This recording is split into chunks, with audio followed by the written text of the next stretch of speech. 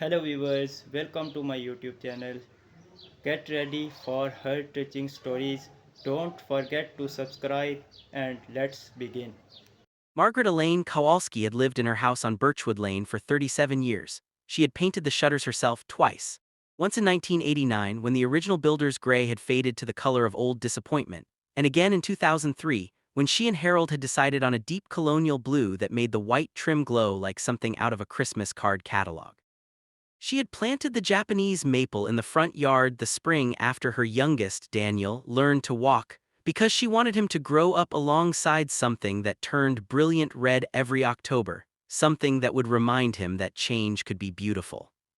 She had laid every stone in the garden path with her own two hands, Harold handing them to her one by one on a hot July afternoon, both of them arguing about the spacing and then laughing about it over cold lemonade when the work was done. The house wasn't large. It wasn't the kind of home that showed up in magazines or made strangers slow their cars to take photographs. It was a four-bedroom colonial with a wraparound porch, a kitchen that had seen 10,000 dinners, and a backyard that had hosted 30 years of birthday parties, graduations, and one very memorable 4th of July, when Harold had nearly set the oak tree on fire with a bottle rocket. It was in every meaningful sense of the word a home, the kind that absorbs laughter into its walls, and holds grief quietly in its corners and smells like something warm even when nothing is cooking.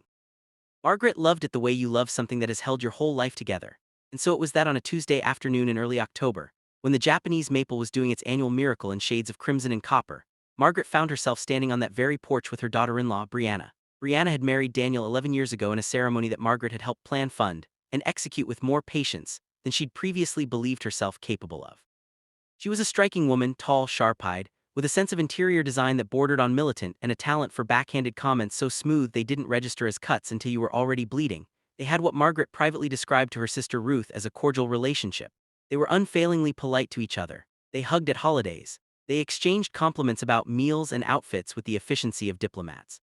But there was always, beneath the pleasantries, a slight current, the kind you feel in a river that looks calm on the surface. Margaret had never been sure exactly what she'd done to earn Brianna's subtle coolness.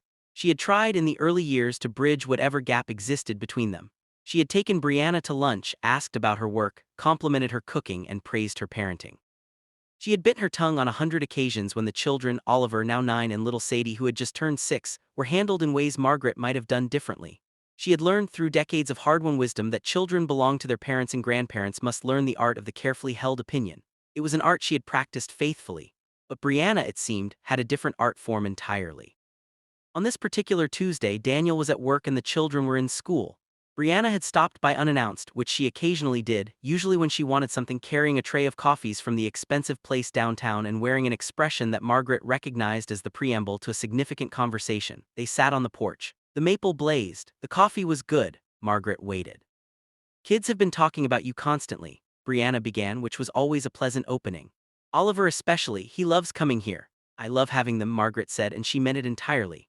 Her grandchildren were the great joy of her later years, Oliver with his serious brown eyes and his obsession with anything mechanical, and Sadie who was pure electricity in a small body, and who had once told Margaret that she smelled like cookies and forever. Margaret had written that down and tucked it into the small journal she kept on her nightstand. "It really is such a warm house," Brianna continued, and she said it the way someone says something is charming, which is to say with the faintest air of condescension, as though warmth were a consolation prize for a house that lacked other, more impressive qualities. Margaret smiled and wrapped both hands around her coffee cup. "We've been looking," Brianna said, "at houses, in this neighborhood actually. Daniel thought it might be nice to be closer, and honestly the school district is solid." She paused. "Nothing too well, we want something a bit more updated, obviously. Open concept, more square footage, the kids are getting bigger." Margaret nodded. "Of course, the feel of this street." Brianna sighed the sigh of someone picturing themselves in a better version of your life. "The kids love homes like yours, that cozy older feel, it's very," she searched for the word, "nostalgic." There it was, homes like yours, not your home. Not this specific, irreplaceable house with its 37 years of accumulated love and its Japanese maple and its stone garden path and its kitchen where Harold had made pancakes every Saturday morning until the Saturday he couldn't anymore. Not this house where Margaret had sat up through 3 different illnesses with 3 different children, where she had cried alone in the bathroom the day her mother died, where she had danced with Harold in the living room on their 35th anniversary with no music playing because they hadn't needed any, homes like yours. As if the house were a type, a category. A quaint little specimen of a bygone era that produced a pleasant feeling in small children before they grew up and moved into something more updated with better square footage and an open concept. Margaret looked at her daughter-in-law. Brianna was gazing out at the street with the satisfied expression of someone already redecorating in their mind. And then Margaret looked past her, down to the end of Birchwood Lane, where old Frank Petrovich had finally, after 2 years of deliberation, put his house up for sale. Frank had moved to Florida in August to be near his daughter, and the white colonial at 114 Birchwood had been sitting pristine and empty ever since, a for sale sign planted in its front lawn like a small flag of opportunity. Margaret took a sip of her coffee. She smiled, the particular smile she had been perfecting since 1987, when she'd first learned that the best responses to certain comments were not words but actions. "You know," she said pleasantly, setting down her cup, "if the children love this kind of neighborhood, you should look at Frank's place." She gestured down the street with one gracious hand. "It's right there, 114 just went on the market." Brianna turned to look. "It's the same era as this house," Margaret continued, her voice warm and informative. "Probably needs the same kind of work. Older bones, you know, wonderful block though, close to the good coffee." She smiled again at the tray between them, the pause that followed had texture to it. "I thought you want us closer," Brianna said, and there was something careful in her voice now. "I would love to have Oliver and Sadie closer," Margaret said truthfully. Then she picked up her coffee again and looked back at the maple, which was absolutely glowing in the October light. "I'm sure Frank's house has wonderful bones." She did not go inside and call her sister Ruth immediately. She waited a full 20 minutes. "She said homes like yours," Margaret reported, sitting at her kitchen table. "With her nose practically in the air," said Ruth, who had met Brianna on 14 occasions and formed her opinion quietly but permanently. And then I pointed to Frank's place." Ruth made a sound that was half laugh, half cackle. "You didn't." "I did, very graciously, Margaret. I was helpful," Margaret said. "She's looking for houses. There is a house, I pointed to it, in this neighborhood that she finds so, what was the word, nostalgic. Lord, I know."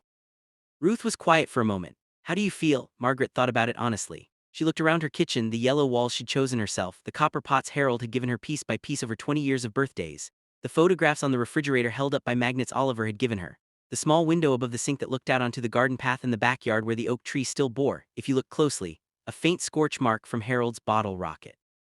"Feel fine," she said. "I feel exactly fine." Thing about arriving at a certain age, Margaret had found, was that you stopped needing people to understand the value of your life in order to know it yourself. She had spent years, too many if she was honest, hoping that Brianna would someday look at this house and understand what it represented, would see the stone path and recognize work, would see the maple tree and understand intention, would walk into the kitchen and feel, beneath the older cabinets and the slightly worn countertops, the enormous accumulated weight of a life lived fully and well in this exact space. But Brianna saw square footage. She saw update potential. She saw a category of home, cozy, older, nostalgic, that produced the right feelings in children before you moved them into something better. And Margaret had learned, slowly and then all at once, that some people simply do not have the eyes for certain things. Not because they are bad people, but because they are tuned to a different frequency. Brianna loved Daniel, and Margaret could see that clearly. She loved her children with a ferocity that Margaret genuinely respected. She worked hard and she managed their household with impressive precision, and she had on more than one occasion defended Margaret to others in ways that Margaret had only heard about secondhand. She was not a villain. She was just a person who saw the world through a particular lens, one in which value was measured in visible ways, in renovations and open concepts and square footage, and in which a house like Margaret's read as charming rather than cherished. That wasn't a crime. It was just a limitation. And Margaret, who had survived the death of her husband and the raising of 3 children and the long, strange second act of widowhood, was not going to let someone else's limitations determine how she felt about her own life. She was going to drink her coffee. She was going to admire her maple. She was going to point with great cordiality to the house down the street. 2 weeks later, Daniel called. He said, and she could hear him trying not to laugh, "Did you tell Brianna to buy Frank Petrovich's house?" "I suggested she look at it," Margaret said mildly. "She mentioned she was interested in the neighborhood, said you were pointed." "I pointed, literally, down the street." This time he did laugh. Daniel had his father's laugh, wide and sudden like a door thrown open. Margaret closed her eyes for a moment and held it. "She actually looked at it," he said. "We both did." It needs a lot of work, Mom," said Margaret. "Like a lot. Homes like that often do," she said agreeably. Another pause. "Then you heard her." "I hear most things," Margaret said. "I'm old, not deaf." He was quiet for a moment. "I'm sorry, she didn't mean Daniel." Her voice was gentle but clear. "I'm not wounded, I'm perfectly happy. I love this house and I know exactly what it's worth, and I don't need Brianna to know it too." She looked out the window at the maple, which had passed its peak now but was still beautiful, still itself, still doing what it did every year without apology. "But I also don't need to pretend I didn't hear what she said, so I offered helpful information." She paused. "About a house like mine." He was quiet again. She could feel him sitting with it. Something else, Mom, he said finally. Yes, she agreed. I am. Oliver came the following Saturday, dropped off by Daniel while Brianna went to a yoga class, and he arrived the way he always did, in a small hurricane of energy, backpack sliding off one shoulder, sneakers untied, hair going in 3 different directions simultaneously. Grandma, he said as though she might have moved. Kitchen, she called. Pancakes. He appeared in the doorway and assessed the situation with the gravity of a 9-year-old who takes pancakes seriously. Blueberry, is there another kind? He dropped his backpack on the floor. She didn't say anything and climbed onto the bar stool at the counter and watched her work with the focused attention he gave to things that interested him deeply. Oliver was going to be an engineer or a chef or a surgeon or possibly all three. He watched everything as if trying to understand the mechanism behind it. Love this kitchen, he said after a while. Margaret kept pouring batter. Do you? It smells like you, he said. Which was, she supposed, either a compliment or a complex statement about sensory memory. With Oliver you could never entirely be sure. Sadie says you smell like cookies and forever. I know, I wrote it down. He considered this. That's the kind of thing you write down. That's exactly the kind of thing you write down. He watched the pancakes bubble at the edges. Outside, through the kitchen window, the maple was mostly bare now, a few last red leaves hanging on with quiet stubbornness.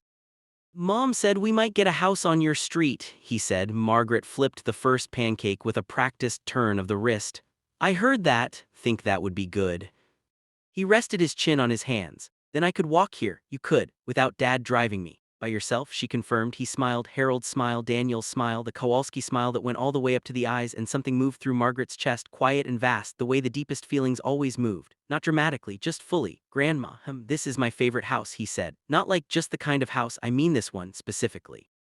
She set the pancakes on the plate and set the plate in front of him and put her hand briefly on the top of his chaotic head, the way she had done with his father and his aunt and his uncle when they were small. Too, she said. Specifically, Frank Petrovich's house sold in December to a young couple from the city with a baby and ambitious plans for renovation. Margaret brought them cookies in January, and they were lovely, grateful, a little overwhelmed, full of the bright energy of people who have just taken on more than they expected and haven't yet decided whether to be terrified or thrilled.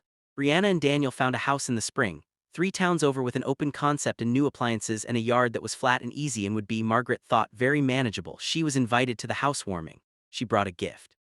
She admired everything genuinely, because she was not a person who needed others to live smaller in order to feel bigger herself. She hugged Brianna and meant it. She watched her grandchildren run through the new rooms and shriek with the joy of novelty, and she felt glad for them, truly and without complication.